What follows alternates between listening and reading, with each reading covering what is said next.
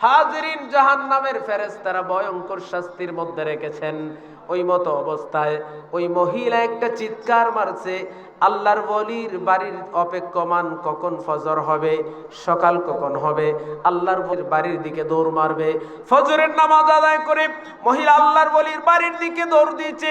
আল্লাহর ওলিকে গিয়ে দেখলেন ফজর পরে উনি বাড়ির দিকে আসতেছেন, রাস্তার মধ্যে মহিলা আটকালেন, হুজুর আমাকে কি চিনছেন?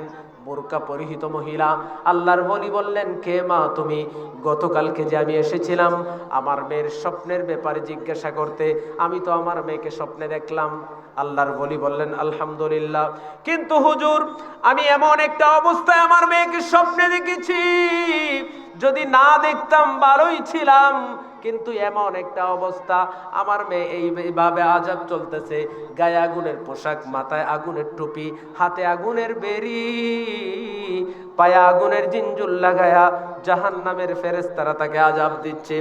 আল্লাহর ওলি হাসান বসরি ওই দিন গিয়া রাত্রি বেলা ওই মেয়েকে আবার স্বপ্নে দেখেন, কিন্তু স্বপ্নটা টোটালি উল্টো হয়ে যায়। আল্লাহর ওলি দেখলেন ওই মেয়েটা জান্নাতি বিছানার মধ্যে শুয়ে আছে। বড় করে বলুন সুবহানাল্লাহ। আল্লাহর ওলি স্বপ্নের ভিতরে জিজ্ঞাসা করলেন, হে মেয়ে, তোমার মায়ের নাম অমুক কিনা? বলে, হুজুর ঠিক আছে, কিন্তু তুমি গতকালকে তো এইভাবে তোমার ভয়ঙ্কর শাস্তি ছিল কিনা? বলে, হুজুর ঠিক আছে, গতকালকে আমার ভয়ঙ্কর শাস্তির মধ্যে ছিলাম। তাহলে তুমি আজকে এত ভয়ঙ্কর শাস্তি থেকে কিভাবে নাজাত পাইলা, কিভাবে রুখসত পাইলা?